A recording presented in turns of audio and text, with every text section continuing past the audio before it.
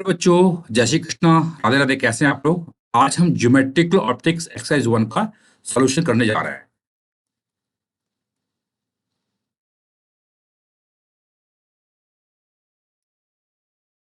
Question है, each of these diagrams is suppose to show two different rays being reflected from the same point on the same mirror.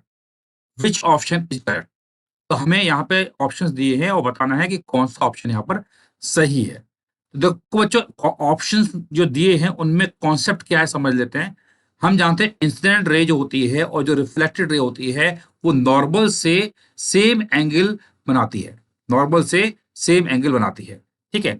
तो अगर जैसे हम बात करते हैं यहाँ पर, ये पहला जो डायग्राम है इसमें अगर इसको मैं इंसिडेंट रे मानता हूँ, ये एक रिफ्लेक्टेड रे हम मानते हैं। तो जो नॉर्मल होगा वो it will be somewhere between them. तो यहाँ कहीं बीच में कहीं नॉर्मल होगा, तो नॉर्मल हमारा इसके एग्जैक्टली यहाँ कहीं बीच में होगा। ये हमारा नॉर्मल है। इसको हम नॉर्मल मान लेते हैं, तो ये नॉर्मल है। तो अगर इसको मैं नॉर्मल मानता हूं तो ये एंगल और ये एंगल हम जानते हैं इक्वल होता है। ये एंगल थीटा है तो ये एंगल भी थीटा है। अब ये तो एक एक केस हो गया। अब दूसरा केस यहाँ देखिए, यहाँ पे जो रे जा रही है और ये जा रही है। तो अगर ये एंगल अल्फा है तो ये एंगल भी अल्फा है। तो जो डॉटेड लाइन वाली आपकी जो रे आ रही है वो नॉर्मल, ये हमारा क्या है, नॉर्मल है। नॉर्मल से एंगल बनाएगा थीटा प्लस अल्फा। ये हमारे इंसिडेंट रे हो जाएगी और ये रिफ्लेक्टेड है तो ये भी थीटा प्लस अल्फा ही बना रही है। तो यानी पहला ऑप्शन जो है इसमें आपका जो इंसिडेंट रे है और जो आपका रिफ्लेक्टेड रे है, it is making the same angle with normal. यानी कि आपका जो मिरर होगा वो कहीं यहाँ कहीं होगा। मिरर यहाँ कहीं होगा, है ना। मिरर आपका यहाँ कहीं होगा, ये मिरर होगा। तो आपका यहाँ ऑप्शन 1 जो है बिल्कुल सही है। अब ऑप्शन 2 की अगर आप बात करते हैं तो यहाँ पर ये अगर जो डार्क लाइन है वो स्ट्रेट लाइन है तो ये हमारी इंसिडेंट रे हो जाएगी, ये हमारी रिफ्लेक्टेड रे हो जाएगी। तो अगर यहाँ पर अगर हम इस प्रकार से करते हैं, अगर हम यहाँ पर इस प्रकार से करते हैं तो इसका जो नॉर्मल होगा वो यहाँ कहीं आएगा, ये कहीं नॉर्मल आएगा। तो यहाँ पे आपको क्लियर समझ में आ रहा है कि ये नॉर्मल, अगर ये हमारा नॉर्मल है, इफ इट इज नॉर्मल, तो ये एंगल थीटा होगा। तो ये पूरा एंगल थीटा होगा, ये थीटा होगा। अब ये आपकी दूसरी वाली जो इंसिडेंट रे है, अगर ये एंगल अल्फा बना रही है तो इसके करस्पॉन्डिंग जो दूसरी वाली जो रे है वो यहाँ कहीं जाना चाहिए। It should go like this, यहाँ कहीं जाना चाहिए। बट ये जा कहाँ रही है, यहाँ जा रही है। तो इसलिए ऑप्शन 2 है, गलत हो जाएगा। सिमिलरली ऑप्शन 1 में देखिए, ये इंसिडेंट रे है, ये हमारी रिफ्लेक्टेड है। तो इस केस में अगर हम बात करते हैं, इस केस में अगर हम बात करते हैं तो जो नॉर्मल होगा वो इनके बीच में यहाँ कहीं आएगा, है। नॉर्मल यहाँ आएगा और नॉर्मल यहाँ होगा। तो हम जानते हैं कि ये ऑल टुगेदर गलत हो गया, ऑल टुगेदर गलत हो गया। तो आपका ऑप्शन केवल और केवल हमारा बच गया 1। तो आंसर विल बी ए।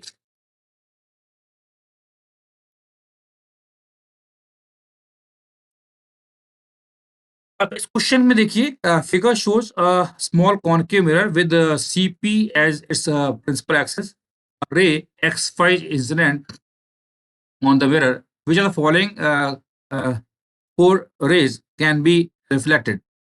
तो यहाँ पर आपकी जो ये रे है एक्स वाई जो है इंसिडेंट रे है, और 1 2 3 और 4 इसके कौन सा केस पॉसिबल होगा उसके बारे में बात कर रहा है।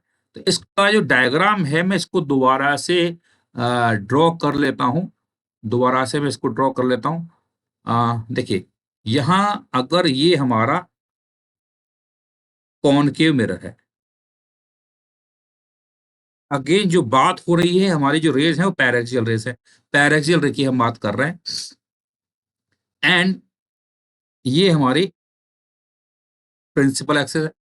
और अगर ये प्रिंसिपल एक्सिस है और यहाँ पर इसको मैं मानता हूँ ये हमारा फोकस है और यहाँ पर ये हमारा सेंटर है। तो हम ये अच्छी तरह जानते हैं, हम अच्छी तरह जानते हैं कि अगर कोई लाइट रे फोकस से पास होती है, अगर कोई लाइट रे कहाँ से, फोकस से अगर पास होती है, तो आफ्टर रिफ्लेक्शन ये रे कहाँ जाती है, it will become parallel to the principal axis, है ना। ये हम जानते हैं, it will become parallel to the principal axis, है ना। अगर रे ऑफ लाइट रिफ्लेक्ट होती है तो ये पैरेलल हो जाती है। और ऐसा क्यों होता है समझते, ऐसा इसलिए होता है कि इस केस में अगर मैं यहाँ पर एक नॉर्मल ड्रॉ करता हूँ, ये सेंटर है, तो हम जानते हैं ये जो है ये नॉर्मल है जो कि सेंटर से ही पास करेगा। इस नॉर्मल जो है सेंटर से ही पास करेगा और इन दैट केस हम जानते हैं कि ये एंगल थीटा है तो ये एंगल भी थीटा होगा। अच्छा, अब इस क्वेश्चन में यानी ये रे गई है, पर क्वेश्चन में जो रे दी हुई है it is not passing through focus, it is passing through somewhere between focus and somewhere between focus and pole. Pole और फोकस के कहीं बीच में पास कर रही है। तो अगर ये पोल और फोकस के कहीं बीच में पास कर रही है, पोल और फोकस के कहीं बीच में पास कर रही है, तो उस केस में क्या होगा समझते हैं। इस केस में मतलब बेसिकली हम ये बोल रहे हैं कि लाइट रे जो है it is passing somewhere like this. तो अगर लाइट रे यूं जा रही है तो अब देखो, अब जो ये लाइट रे दी है इसमें दोबारा बना देते हैं।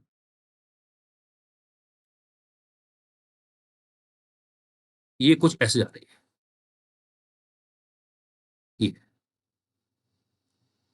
ये लाइट रे जा रही है। अब देखिए इसमें अगर ध्यान से आप देखेंगे तो ये आपका एंगल मान लेते अल्फा है। ये एंगल जो है वो उस थीटा से बड़ा हो गया है और एंगल बड़ा हो जाएगा है तो हम जानते हैं जो रिफ्लेक्टेड रे है वो भी नॉर्मल से क्या होगा, एक बड़ा ही एंगल बनाएगी।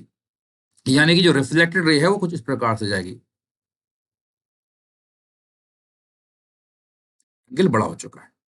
ठीक है, तो यानी कि आपका ये रे जा रही है तो उस हिसाब से ये जो रे गई है ये फोकस और पोल के बीच में है तो ये रिफ्लेक्टिव एंगल जो है ये एंगल आपका अल्फा होगा क्योंकि ये एंगल भी अल्फा है। अल्फा यहां पर थीटा से ऑफकोर्स बड़ा ही होगा। तो आपका आंसर क्या आएगा, इट इज 4। तो D will be the answer.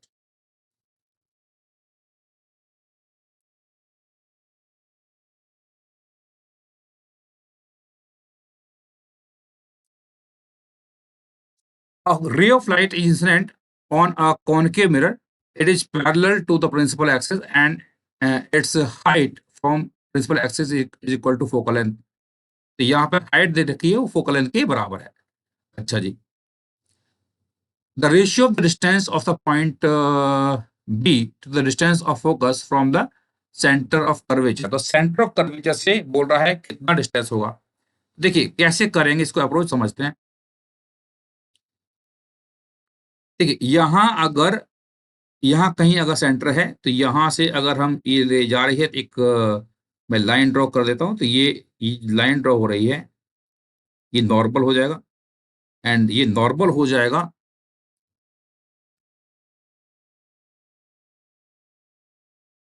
And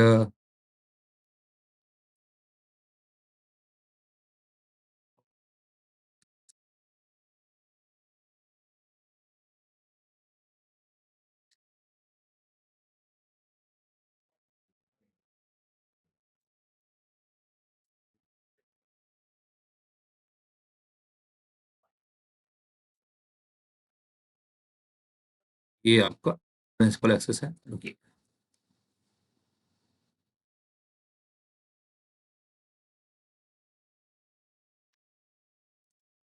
ये आप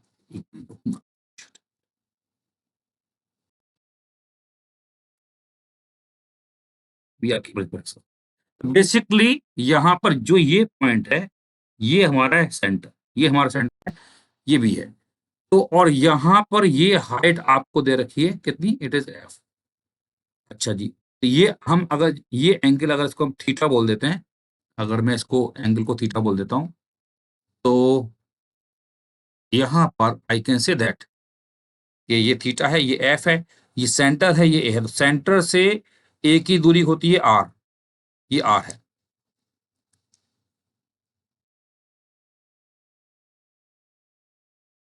ये दूरी कितनी है, आर। आर की वैल्यू कितनी होती है, it is equal to 2f।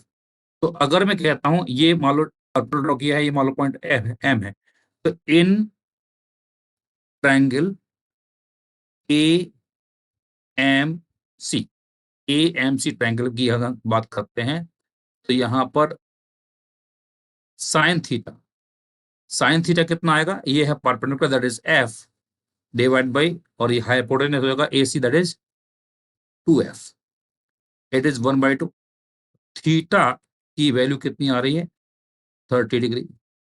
Theta की वैल्यू 30 डिग्री है, और थीटा 30 डिग्री आ रहा है, तो हमें निकालना है क्या, सी बी। क्या पूछा है, the ratio of the distance of point B to the distance of focus from the centre. तो सेंटर से बी की दूरी निकालनी, यानी सी बी निकालना है। तो देखिए, अगर मैं कहता हूं in triangle A C B, triangle है ए सी बी। देखो, अगर ये एंगल थीटा है तो हम जानते हैं ये एंगल भी थीटा होगा, क्योंकि ये लाइन और ये लाइन पैरेलल है, ये पैरेलल लाइंस हैं, तो ये एंगल्स बराबर होते हैं। और ये थीटा हमारा हो गया एंगल ऑफ इंसिडेंस, तो ये थीटा है तो ये भी थीटा होगा, क्योंकि एंगल ऑफ इंसिडेंस और एंगल ऑफ रिफ्लेक्शन बराबर है। तो ट्रायंगल अगर ए सी बी, देखिए ट्रायंगल जो ए सी बी है, ये आपका आइसोसेलेस ट्रायंगल है, क्योंकि ये एंगल थीटा और ये एंगल थीटा बराबर है। तो अगर मैं इस एसी में बात करता हूँ साइन रूल, तो ये थीटा है, ये थीटा है। तो अगर आप ये एंगल की बात करोगे तो ये थीटा है, ये थीटा है, तो ये एंगल हम जानते हैं 2 थीटा। तो ट्रायंगल की प्रॉपर्टी होती है कि अंदर के एंगल ये थीटा थीटा है, तो बाहर वाला एंगल ये theta plus theta that is 2 theta होता है ना। ये प्रॉपर्टी हम जानते हैं। ये थीटा है, तो ये थीटा, ये थीटा, ये 2 थीटा आएगा, ठीक है। और ये 2 थीटा है, तो अंदर वाला एंगल कितना आएगा, it is pi minus 2 theta है ना। तो आप इसका सम देख सकते हो, ये थीटा, ये थीटा, ये पाई माइनस 2 थीटा, तो सम 180 डिग्री आ रहा है, बिल्कुल सही है। तो इसमें हम इन ट्रायंगल ए सी बी अगर हम लगाते हैं साइन रूल बाय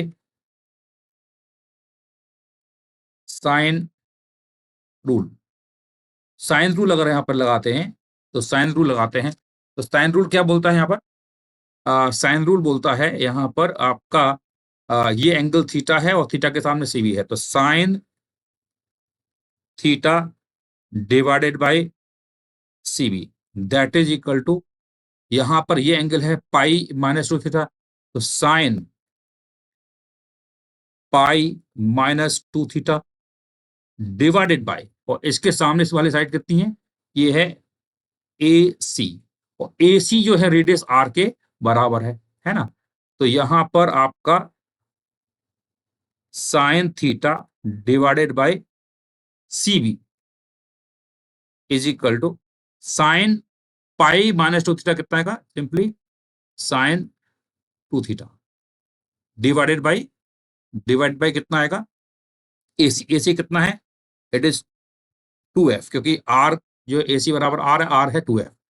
तो यहां से देखिए, थीटा दे रखा है 30 डिग्री, तो यहां पर आपको सी बी निकालना है, तो सी बी कितना आएगा, सी बी हो जाएगा, इसको ऊपर ले जाएंगे तो 2f sign theta divided by sine 2 theta, ये आ रहा है।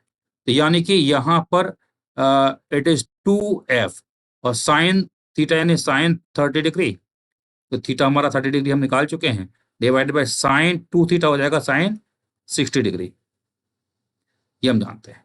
तो यहां पर अगर ये वैल्यू हम लिख दी है, तो ये आएगा 2f, और साइन 30 होता है 1/2, और साइन 60 होता है √3/2।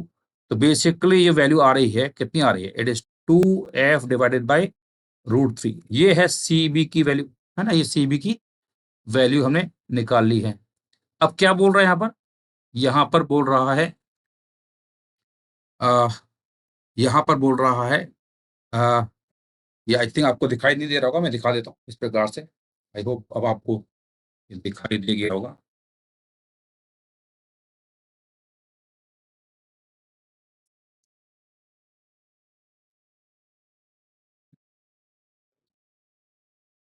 अब आपको दिखाई दे रहा होगा, ठीक है, लिख लिया। इसको भी दोबारा ऊपर लिख देता हूँ, अच्छा रहेगा।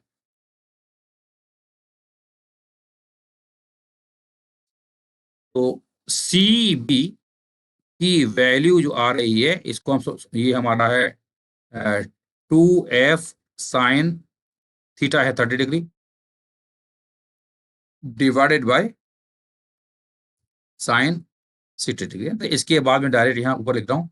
तो इसकी वैल्यू अगर आप सॉल्व करोगे, 2f साइन 30 होता है 1/2, और साइन 60 है √3/2, तो वैल्यू आ रही है यहाँ पर 2f डिवाइडेड बाई √3, ये है सी बी की वैल्यू, ठीक है, सी बी वैल्यू। और हम जानते हैं सेंटर से फोकस की दूरी क्या होती है, एफ ही होती है, तो हमें निकालना है क्या निकालना है हमको? C B divided by F. C B by F कितना आएगा? तो एफ से हम डिवाइड करेंगे तो it is 2f divided by √3 divided by F. तो एफ से एफ उड़ जाएगा तो it will be simply 2 divided by √3. So A is going to be the answer.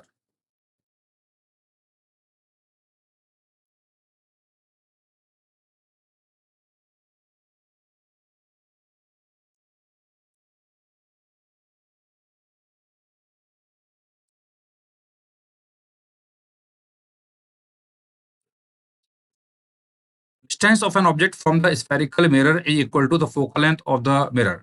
देखिए ये जो क्वेश्चन है इसमें हम जानते हैं कि अगर कॉनकेव मिरर होता है हमारे पास, अगर एक कॉनकेव मिरर है तो कॉनकेव मिरर अगर ऑब्जेक्ट कॉनकेव मिरर है और ऑब्जेक्ट अगर फोकल डिस्टेंस पर रखी है एफ पर रखी है, तो in that case I know that अगर यहाँ रखी है एफ पर रखी है तो आफ्टर रिफ्लेक्शन इमेज कहाँ बनती है? इन्फिनिटी पे बनती है ना, in case of concave mirror. लेकिन अगर मैं यहां पर यही बात कहता हूं कॉन्वेक्स मिरर, तो कॉन्वेक्स मिरर की अगर हम बात करते हैं और कॉन्वेक्स मिरर के सामने यहां पर एफ डिस्टेंस पर मैं ये ऑब्जेक्ट रखता हूं, बट ध्यान रखना ये एफ डिस्टेंस पे रखा जरूर ऑब्जेक्ट है, बट क्या ये फोकल पॉइंट है? ये फोकल पॉइंट नहीं है. फोकल पॉइंट कहाँ आएगा? अंदर आएगा. ये है फोकल पॉइंट. तो एफ डिस्टेंस पे रखा हुआ है फ्रॉम अ कॉन्वेक्स मिरर. तो इन दिस केस तो इमेज जो है वो आपका इंफिनिटी पर नहीं बनेगी है, क्योंकि ये पॉइंट फोकल पॉइंट नहीं है. कहाँ बनेगी इस केस में? तो हम जानते हैं इमेज कहाँ बनेगी? इन्फिनिटी पे बनेगी. In case of concave mirror, concave mirror की अगर हम बात करते हैं तो image will be at infinity. और कॉन्वेक्स की बात करेंगे तो कॉन्वेक्स मिरर के केस में अगर ऑब्जेक्ट मैंने एफ दूरी पर रखा है तो इमेज इन्फिनिटी पर नहीं बनेगी. निकाल सकते हो कैसे? हम जानते हैं एम बराबर होता है F upon F minus you. तो यहाँ कॉन्वेक्स मिरर के लिए एफ पॉजिटिव है, एफ पॉजिटिव है, यू कितना है? माइनस एफ, क्योंकि ऑब्जेक्ट सामने रखी है तो रियल होगा. माइनस माइनस प्लस, तो ये हो जाएगा एफ डिवाइडेड बाई एफ और माइनस माइनस प्लस, तो F plus F that is 2f. तो आपका एम की वैल्यू आ रही है +1/2. ये होता है -v/u. तो यहां से v निकालेंगे, it is -u/2.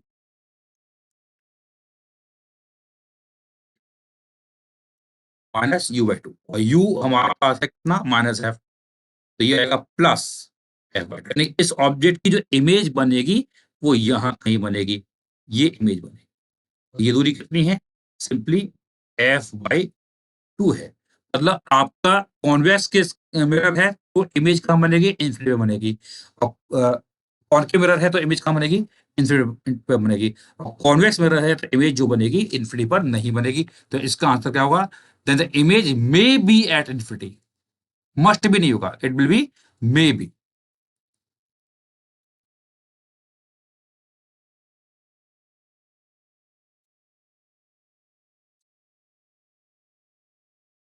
AB is the boundary separating two medium of different reflectance. A ray of light is incident on boundary is partially reflected and partially transmitted. तो ये बहुत ही सिंपल क्वेश्चन है. यहाँ पर रे जो है हम जानते हैं किसी एक मीडियम से डाली जाती है तो उसका एक पार्ट क्या करता है? रिफ्लेक्ट करता है, एक पार्ट रिफ्लेक्ट करता है. तो ये वन है, अगर इसको मैं इंसिडेंट रे मानता हूं तो ये इंसिडेंट रे है. अगर ये इंसिडेंट रे है तो हम जानते हैं ये हमारी रे क्या होगी? रिफ्लेक्टेड रे हो जाएगी, क्योंकि हम जानते हैं एंगल ऑफ इंसिडेंस और एंगल ऑफ रिफ्लेक्शन इक्वल होता है. ये एंगल एंगल बराबर है. और जो रे दूसरे मीडियम में गई इसको हम क्या बोलते हैं? रिफ्रैक्टेड रे बोलते हैं. ये रिफ्रैक्टेड रे है. तो यहाँ पर पहली वाली इंसिडेंट रे है तो यहाँ लिखा है 3 इज इंसिडेंट रे. गलत है, ये भी गलत है. तो केवल सी ऑप्शन है जहां बोल रहा है 1 is incident ray and 3 is refracted ray. तो बिल्कुल सही है. तो option 3 is the correct answer. Option C is the answer.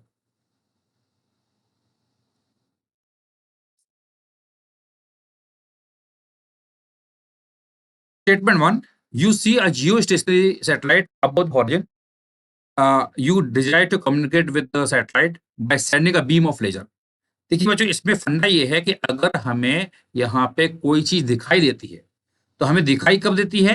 जब उस ऑब्जेक्ट से रे ऑफ लाइट हमारी आंखों तक पहुंचती है ना? तो जैसे अगर मान लो यहाँ पर अगर हम बात करते हैं, यहाँ कोई सैटेलाइट है and if you are here,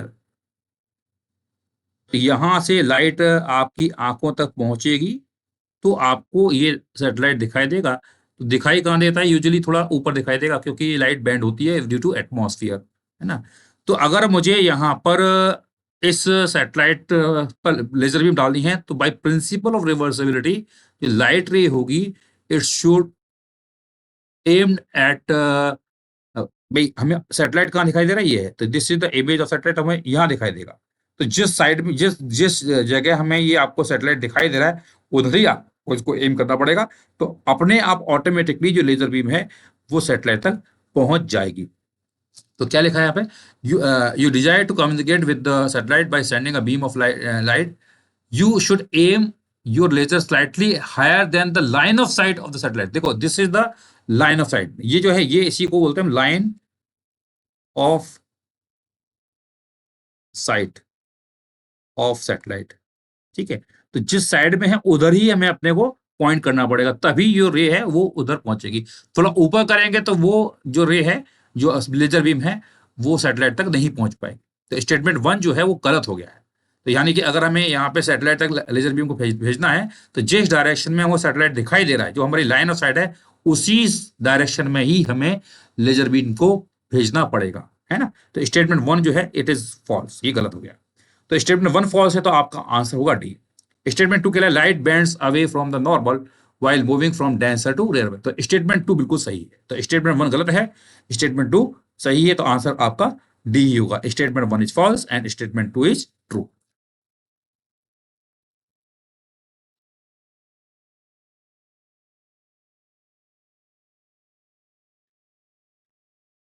As light from sun enters the atmosphere, it refracts due to the small difference between the speed of light in air and in vacuum. देखिए, हम जानते हैं कि बाहर जब लाइट सन से light आती है, तो सन से अर्थ के बीच में पूरा स्पेस जो है वो आपका फ्री स्पेस होता है, वैक्यूम होता है। सन के पास जब पहुंचती है तो एटमॉस्फेयर होता है। एटमॉस्फेयर जो है वो थोड़ा सा डेंसर होता है एज कम्पेयर टू वैक्यूम, ये हम जानते हैं। तो अगर हम जानते हैं कि लाइट जब आपका वैक्यूम से एटमॉस्फेयर में आएगी, तो there will be small difference in the speed of light. बिल्कुल सही है, क्योंकि स्पीड ऑफ लाइट हम जानते हैं कि थोड़ी कम हो जाएगी, क्योंकि यहाँ पर म्यू की वैल्यू जो है 1 से ज्यादा होती है ऑफ एटमॉस्फेयर, ये हम बोल सकते हैं। Optical length of day is defined as the time interval between the instant when the top of the sun is just visibly observed above the horizon to the instant at which the top of the sun just appears below the origin. देखिए, होता क्या है कि अगर मैं यहां बोलता हूं कि लेट्स से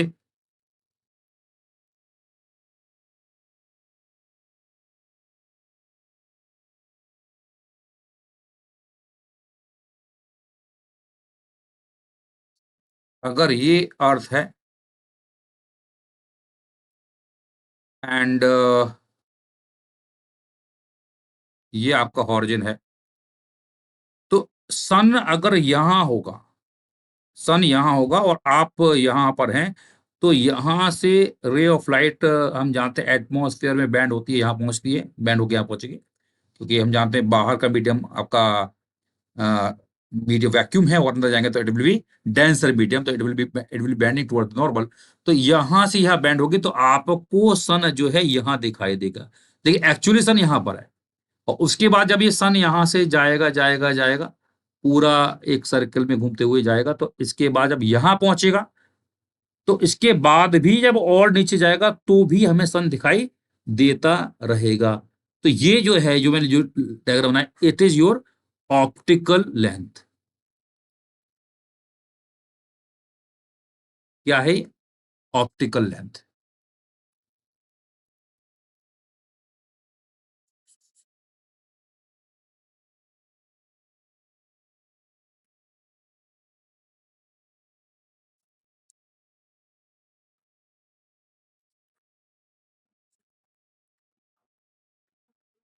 ये ऑप्टिकल लेंथ, तो ऑप्टिकल लेंथ है। लेकिन ज्योमेट्रिकल लेंथ क्या होती है? ज्योमेट ये पूरा है ना, एंटायर दिस एंटायर रीजन, इसको हम क्या बोलेंगे? यहां से यहां तक, ये ऑप्टिकल लेंथ है। और ज्योमेट्रिकल लेंथ क्या होती है? ज्योमेट्रिकल लेंथ जो है, जब आपका ये आपकी इस हॉरिजॉन्टल लाइन पर यहाँ पहुंचेगा ये, और ये यहाँ तक पहुंचेगा, ये जो लेंथ है ये अंदर वाला, ये हमारा है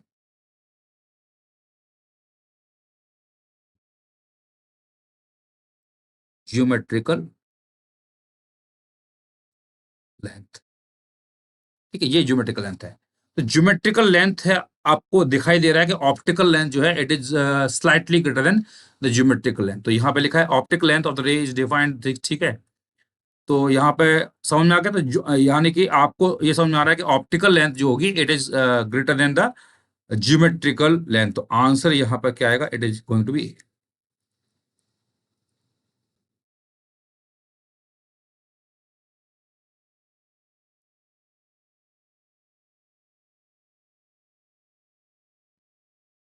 a ray of light traveling in a medium of refractive index mu is incident at an angle theta on a composite transparent plate consisting of 50 plates of I 1.01 mu and so on. देखिए यहाँ पर आपके पास multiple plates हैं, multiple plates हैं, मैं सारी plates बनाऊंगा इस प्रकार से, मल्टीपल प्लेट्स हैं यहाँ पर।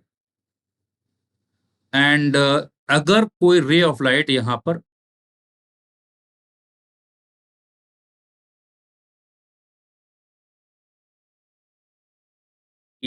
एंटर कर रही है, और ये रे ऑफ लाइट एंटर कर रही है कितने पर? एंगल थीटा पर। ठीक है, तो ये अंदर जाएगी, कुछ भी बैंड बैंड होगी, हमें नहीं मालूम कैसे होगी। और यहाँ पर जब यहाँ निकलेगी तो लिखा है द रे emerges from the composite plate into the medium of reference 1.6। तो यानी यहाँ पर मीडियम है 1.6 म्यू, और यहाँ पे कितना है? ये है म्यू। तो यहाँ पर जो रे निकल रही है वो क्वेश्चन में लिखा हुआ है इट इज एट एक्स, तो ये एक्स पर लिखा हुआ है ना, ये एक्स पर लिखा हुआ है। तो ये रे एंटर करा है यहाँ, तो हम जानते हैं इस सरफेस और इस सरफेस पर हम डायरेक्टली स्नेल्स लॉ अप्लाई कर सकते हैं। तो यहाँ पे स्नेल्स लॉ लगाएंगे तो लिखेंगे mu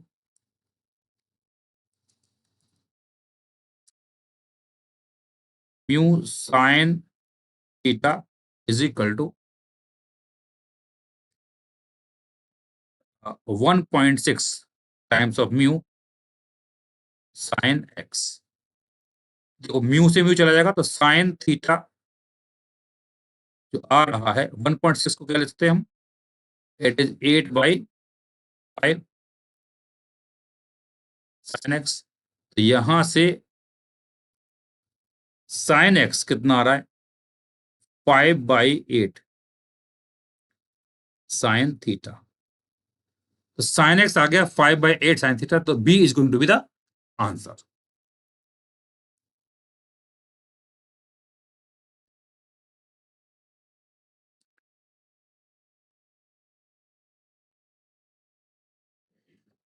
A ray R1 is incident on the plane surface of glass slab kept in air of different x root 2 at an angle of incident equal to critical। देखो यहाँ पर क्रिटिकल एंगल निकालते हैं, तो critical angle sine सी जो होता है, सी is the critical angle, तो साइन सी कितना होता है? 1/म्यू होता है। तो 1/म्यू यहाँ पर दे रखा है आपको √2, तो साइन सी बराबर है 1/√2। तो सी की वैल्यू कितनी आ रही है? It is 45 degree. सिंपल हो गया। अब देखिए यहाँ पर अगर मैंने इसको डाला है लाइट रे को, तो ये एंगल दे रखा है 45 डिग्री, 45 डिग्री। अब यहाँ रे ऑफ लाइट अंदर जा रही है, तो ये एंगल मैंने मान लिया आर है। तो यहाँ पर अगर मैं इस दिस लगाता हूं तो 1 साइन 45 डिग्री बराबर म्यू, म्यू कितना है? √2 साइन आर, ये स्नेल्स लॉ है ना, बाय स्नेल्स लॉ। ये हम बोल सकते हैं स्नेल्स लॉ से हमने बोल दिया है। तो 1 साइन 45 बराबर √2 sine R by Snell's law.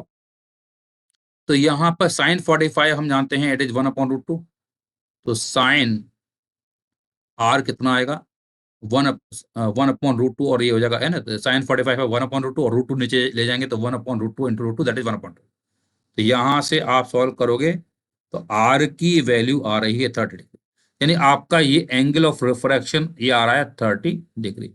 अब यहाँ पर मैं एक नॉर्मल ड्रॉ कर देता हूँ,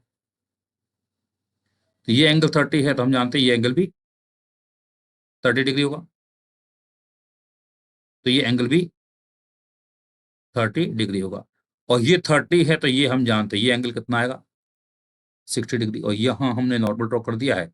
और हम जानते हैं यहाँ एंगल 45 है तो जो बाहर रे निकलेगी वो भी 45 डिग्री पर ही बाहर निकलेगी, है ना। ये रे है, ये 45 डिग्री बाहर निकलेगी, ये 45 है तो ये एंगल भी हमारा कितना आएगा 45 डिग्री। तो क्वेश्चन पूछा है हमें the angle between reflected ray R3 और R4 के बीच का एंगल, ये 60 है ये 45 है, तो एंगल कितना आएगा, angle between R3 and R, it will be equal to 60 degree plus 45 degree. इसको सम करेंगे it is 105 degree. So C is going to be the answer.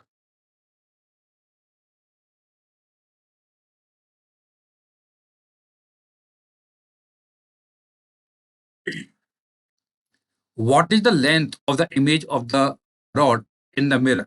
देखो ये मिरर है, इसमें जो रॉड बनेगी उसकी लेंथ की बात यहाँ कर रहा है ना, लेंथ की यहाँ पर बात कर रहा है।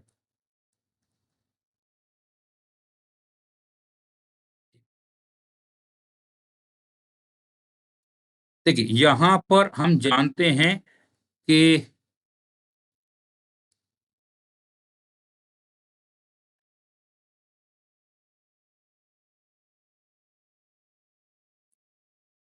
ये आपका कुछ इस प्रकार से हम जानते हैं मिरर का काम क्या होता है, जो सामने है उसको एज इट इज नीचे छापना होता है। तो मैं इसको डायग्राम बनाता हूँ यहाँ पर।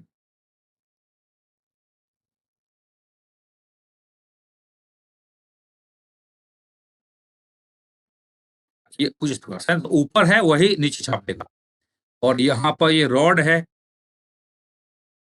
तो रॉड का भी हम बनाएंगे।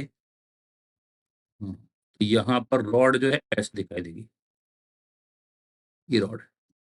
तो हमें ये पर्सन ये इस रॉड को देखता है, तो यहाँ हम जानते पर्सन का मीडियम जो है वो म्यू बराबर कितना है, इट इज 1, और यहाँ का मीडियम है म्यू। तो हम एक कॉन्सेप्ट जानते हैं कि एपरेंट लेंथ का, तो डी डैश, तो हमें इसकी लेंथ निकालनी है। तो देखो इधर बाहर लेंथ है ये अपनी एल, और ये कितनी है एल। तो देखिए यहाँ पर इस पर्सन को रॉड देखनी है, तो केवल रॉड से मतलब है, जो कि रॉड की जो इमेज बन रही है, जो रॉड की जो इमेज बन रही है इसी से मुझे मतलब है, बाकी मुझे किसी से मतलब नहीं है। तो हम जानते हैं डी डैश कितना होता है formula, medium of observer that is 1 bracket यहाँ एल डिवाइडेड बाई 1, यानी इसका मीडियम हम जानते हैं एयर ही है, जो इमेज बन रही है यहाँ मीडियम हमारा म्यू है, यहाँ पे प्लस क्या हो जाएगा एल डिवाइडेड बाई म्यू। ठीक है, तो ये कॉन्सेप्ट है।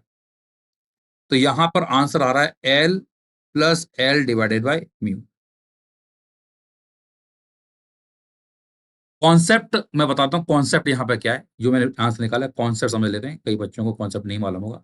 कॉन्सेप्ट ये है कि अगर यहाँ ऑब्जर्वर का मीडियम मान लो म्यू नॉट है लेट से, तो एपरेंट डेप्थ का फार्मूला होता है mu naught medium observer T1 by mu 1 plus T2 by mu 2 and so on. तो म्यू नॉट यानी यहाँ पे जहां ऑब्जर्वर है उसका मीडियम, तो यहाँ पे म्यू नॉट कितना है 1 हो गया, ब्रैकेट ये एल लेंथ थी तो एल डिवाइड बाई यहाँ का मीडियम म्यू वन हमारा 1 है इस एग्जाम्पल में, प्लस एल डिवाइड बाई यहाँ मीडियम कितना है, यानी T1 और T1 का मीडियम, T2 और T2 का मीडियम, ऐसे कुछ करते हैं। तो ये हमारा कॉन्सेप्ट है, ये आप लोगों ने पढ़ा होगा, इसी कॉन्सेप्ट को हम यहाँ पर अप्लाई कर रहे हैं। तो L plus L by mu, so B is going to be the answer.